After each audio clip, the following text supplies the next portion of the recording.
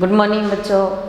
Class BSc first year और BSc BEd second year के लिए हमारा ऑर्गेनिक केमिस्ट्री का टॉपिक चल रहा है एरिन एंड एरोमेटिसिटी, जिसके पार्ट नंबर 16 तक हमने कर लिया। 17 नंबर की बात कर रहे हैं। और जो बीएससी बीएड जो सेकेंड ईयर के बच्चे हैं उनके लिए इस चैप्टर का नाम है एरोमेटिक इलेक्ट्रोफिलिक सब्स्टिट्यूशंस। और हम कर रहे थे बेंजीन व एल्किल बेंजीन से संबंधित बात, जिसमें हमने एल्किल बेंजीन की बनाने की विधियों की बात कर ली थी। और हमारा आज का जो टॉपिक है वो एल्किल बेंजीन की रासायनिक अभिक्रिया, जिसमें हमने एक पार्ट कर लिया था रासायनिक अभिक्रिया। और रासायनिक अभिक्रिया में अपचयन चल रहा था हमारा। अपचयन के अंदर हमने एक हाइड्रोजनीकरण और दूसरा वर्च अपचयन पढ़ा था। और वर्च अपचयन तो कंप्लीट हो गया था, लेकिन कुछ वर्च अपचयन के अनुप्रयोग थे वो रह गए थे, वो पढ़ लेते हैं हम। कई बार पेपर में वर्च अपचयन को पूछ लिया जाता है सीधा ही, और उसके अनुप्रयोग भी पूछ लिए जाते हैं, तो इसलिए पहले हम वर्च अपचयन के अनुप्रयोग करते हैं। तो इसका पहला अनुप्रयोग है एलीन्स, या फिर इसको डाईईन बोल सकते हैं। 1 बीटा डाइन किया था ना। एलीन्स व एल्काइन, एलीन्स व एल्काइन वर्च अपचयन करके ट्रांस एल्कीन बनाते हैं, ट्रांस एल्कीन बनाते हैं। यानी कि डाइन और एल्काइन जो है ना वो वर्च अपचयन करके ट्रांस एल्कीन बना सकते हैं, जैसे CH3 C double bond C double bond C। ये क्या है? जब 2 डबल बॉन्ड पास पास हो तो उसको एलीन्स या डाइन्स बोला जाता है। तो ये CH3, इसके साथ H और इसके साथ H जुड़ा हुआ है। ये क्या कर रहे हैं? वर्च अपचयन कर रहे हैं। क्या कर रहे हैं? वर्च अपचयन कर रहे हैं। तो वर्च अपचयन करेंगे तो CH3 CH double bond CH CH2 और CH3, ये क्या बन जाएगी? ट्रांस एल्कीन बन जाएगी। ट्रांस एल्कीन क्यों? क्योंकि ये कार्बन है हमारे पास, यहाँ H जुड़ा हुआ है, यहाँ CH3 जुड़ेगा। आगे वाला कार्बन है इसके साथ,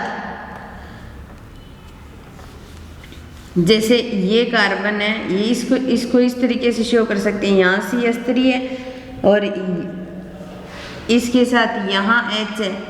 आगे वाले कार्बन के साथ यहाँ H है और यहाँ CH2 CH3 है। तो एल्किल ग्रुप भी एक दूसरे की ट्रांस कंडीशन पर हो गया, H भी। तो क्या बना रहे हैं? ट्रांस एल्कीन बना रहे हैं। क्या बना रहे हैं? Trans alkene.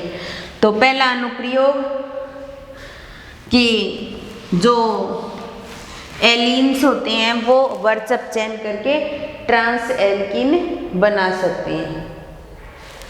जैसे दूसरा ले लें हम, एलिल ईथर युक्त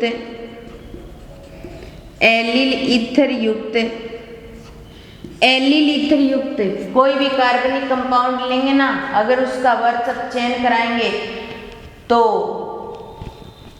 उसका हाइड्रोजनीकरण हो जाएगा और किस में चेंज हो जाएगा? एल्कीन में। तो एलिल ईथर युक्त कार्बनिक कंपाउंड का, कार्बनिक यौगिक का वर्च अपचयन हो सकता है। वर्च अपचयन कर सकते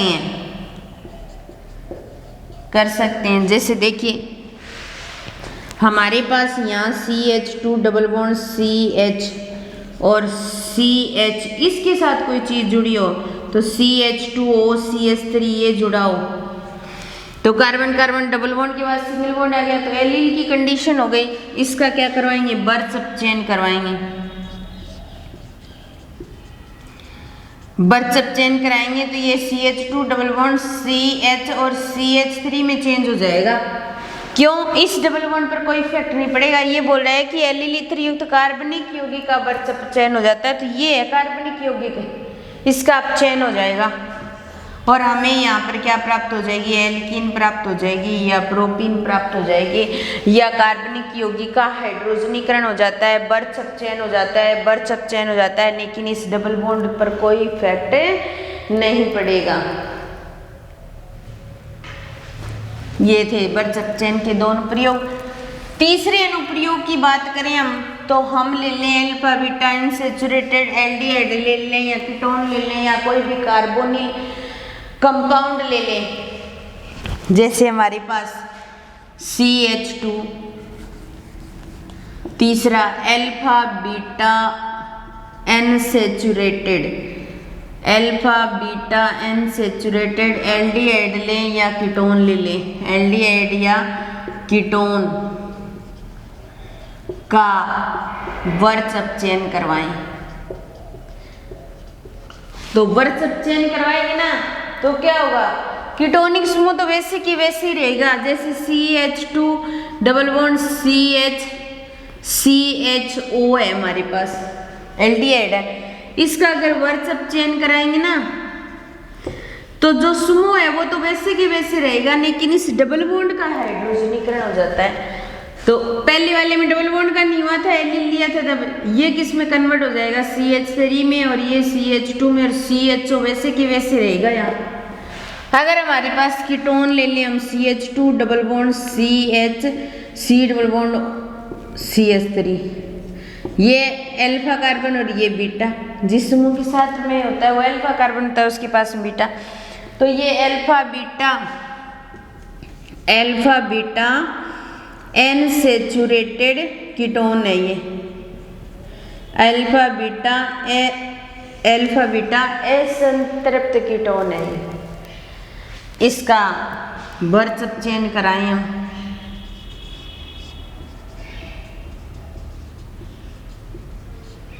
इसका क्या करवाएं? बर्चअप चयन कराएं। बर्चअप चयन कराएंगे तो कीटोनिक समूह जैसा है वैसा ही रहेगा, सिर्फ इस ग्रुप का हाइड्रोजनीकरण हो जाएगा। तो ये किस में कन्वर्ट हो जाएगा? CH3 CH2 में C डबल बॉन्ड O और CH3, ये सिंपल कीटोन बन जाएगा। यहाँ ये सिंपल एल्डिहाइड बन रहा है। तो इस तरीके से हम इसका अनुप्रयोग की बात कर सकते हैं।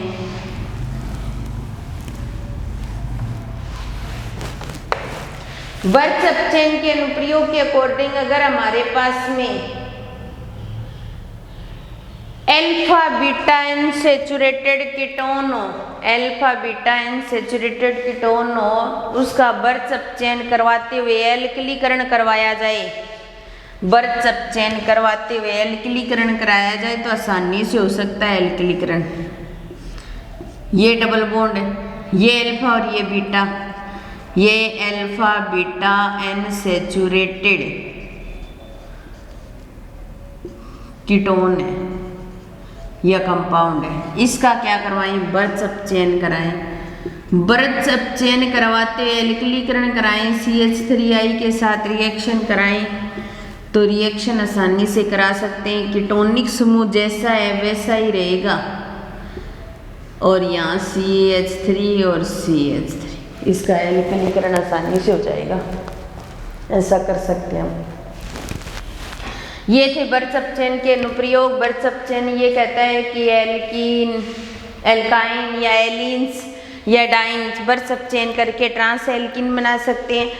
अल्फा बीटा अनसैचुरेटेड एल्डिहाइड और कीटोन का बर्चअप चयन करवाया जा सकता है, जिसके अंदर एल्डिहाइड कीटोनिक समूह वैसा ही रहेगा, सिर्फ डबल बॉन्ड का अपचयन हो जाएगा, यानी कि हाइड्रोजनीकरण हो जाएगा। तीसरी बात ये कहता है कि एलिल ईथर युक्त कंपाउंड हमारे पास में तो उस क्रियात्मक समूह का अपचयन हो जाता है, ना कि डबल बॉन्ड का।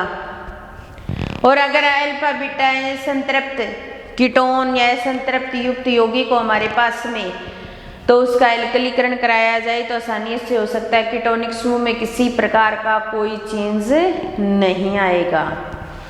तो ये थी बर्चप चेन के प्रयोग से संबंधित बात। उसके बाद में 2 नंबर रिएक्शन आती है हमारी इलेक्ट्रॉन्स नहीं प्रतिस्थापन अभिक्रिया। इलेक्ट्रॉन्स नहीं प्रतिस्थापन अभिक्रिया।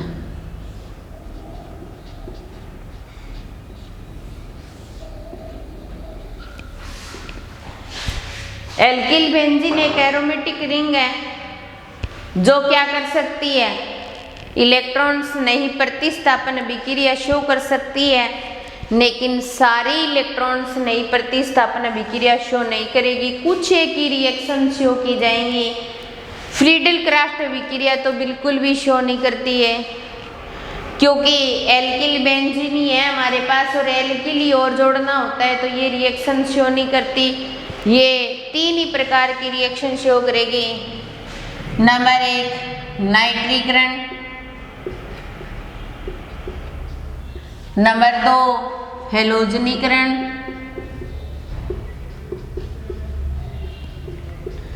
और नंबर 3 सल्फोनीकरण।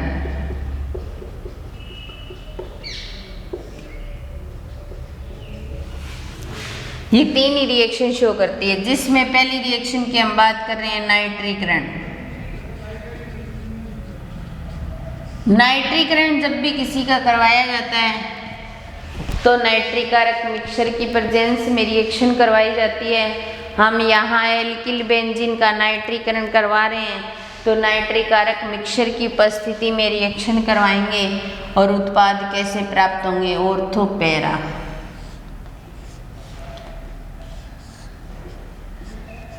और इसके ऊपर यहाँ CH3 जुड़ा हुआ है। ये क्या है, एल्किल बेंजीन, या फिर इसको क्या बोला जा सकता है, टोलुइन। टोलुइन, ठीक है। इसका नाइट्रिकारक मिक्सचर की प्रेजेंस में रिएक्शन करवाएं तो HNO3 और H2SO4 के साथ रिएक्शन कराएंगे। 2 तरीके के उत्पाद प्राप्त होंगे। एक बार तो NO2 यहाँ जुड़ जाएगा ऑर्थो कंडीशन पर, और दूसरी बार पैरा कंडीशन पर जुड़ जाएगा। इसको बोलेंगे ऑर्थो नाइट्रो एल्किल बेंजीन या ऑर्थो नाइट्रो टोलुइन। इसको बोलेंगे पैरा नाइट्रो टोलुइन।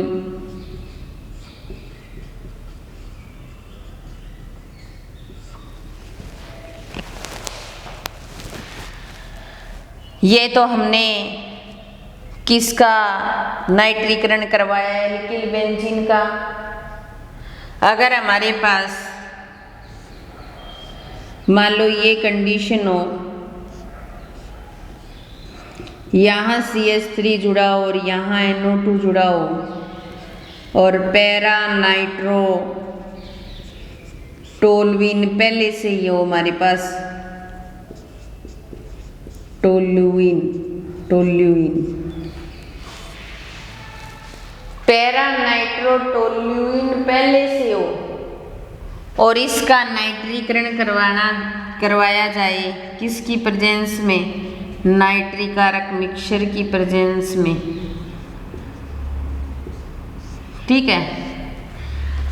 तो ऐसी कंडीशन आती है कि एक जगह तो NO2 ग्रुप जुड़ा हुआ है, यानी कि पैरा पर तो जुड़ा हुआ है और ऑर्थो कंडीशन पर और जुड़ जाते हैं,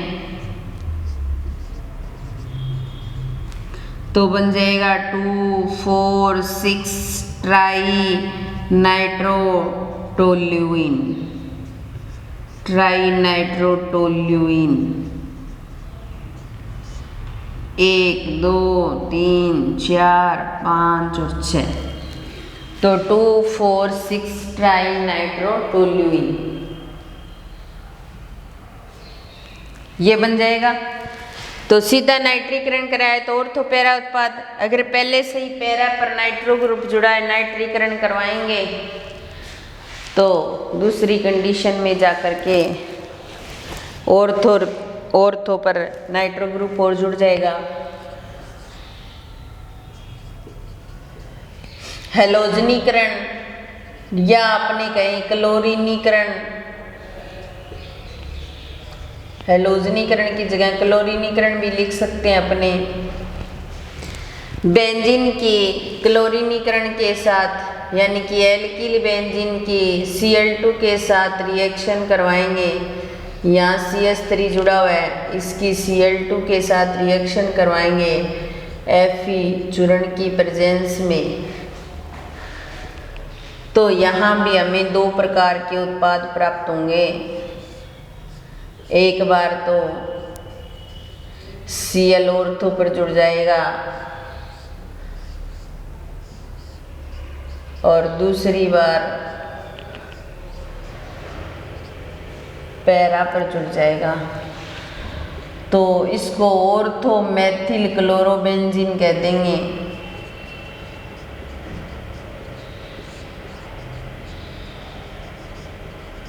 या ऑर्थो क्लोरोटोल्विन भी कह सकते हैं। Para methyl benzene, para methyl chlorobenzene.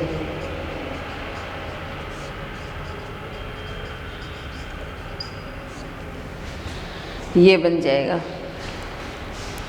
इसी प्रकार इसकी तीसरी रिएक्शन आती है सल्फोनीकरण।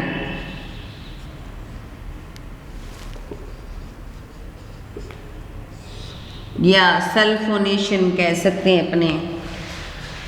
तो एल्किल बेंजीन का सल्फोनीकरण करवाएंगे। तो देखिए बेंजीनिंग और इस बेंजीनिंग के साथ CH3 ग्रुप और इसकी H2SO4 के साथ, ये तो हो गया टोल्वीन, सल्फ्यूरिक एसिड के साथ रिएक्शन करवाई जाए।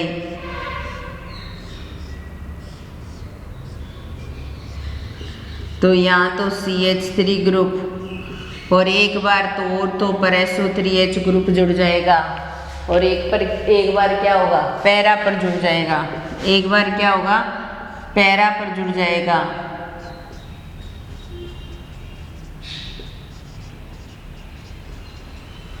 तो SO3H ग्रुप को महत्व देंगे बेंजीन के ऊपर। बेंजीन सल्फोनिक एसिड बोला जाता है। तो मेथिल ग्रुप ऑर्थो कंडीशन पर हो जाएगा, तो इसका नाम हो जाएगा ortho methyl benzene sulphonic acid, benzene sulphonic अम्ल। और ये हो जाएगा पैरामेथिल बेंजीन सल्फोनिक अम्ल।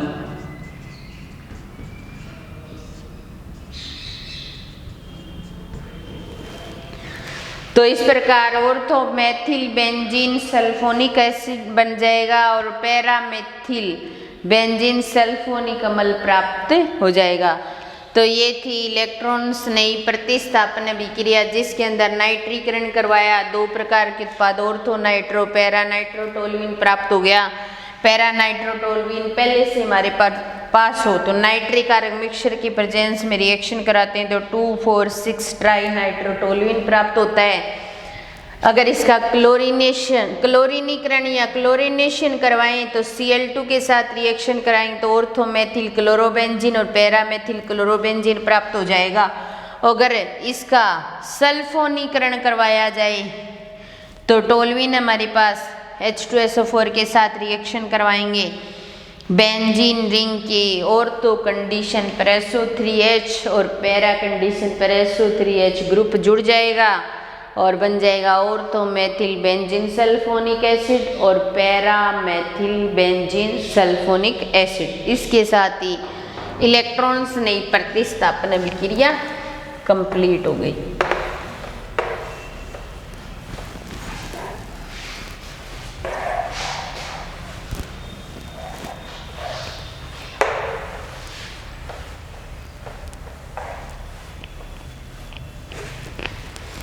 इलेक्ट्रॉन्स नहीं प्रतिस्थापन अभिक्रिया यहाँ पर कंप्लीट हो जाती है। उसके बाद में नेक्स्ट आती है पार्श्व श्रृंखला अभिक्रिया। पार्श्व श्रृंखला अभिक्रिया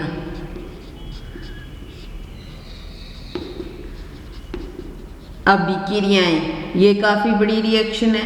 पहले तो इसी को किया जाएगा, इसका मैकेनिज्म किया जाएगा और उसके बाद में इस रिएक्शन में बहुत सारी रिएक्शन आती हैं। पार्श्व श्रृंखला का मतलब क्या होता है, जैसे देखिए हमारे पास ये बेंजीन और इस बेंजीन के ऊपर यहाँ CH3 ग्रुप जुड़ा हुआ है, तो ये पार्श्व ग्रुप है।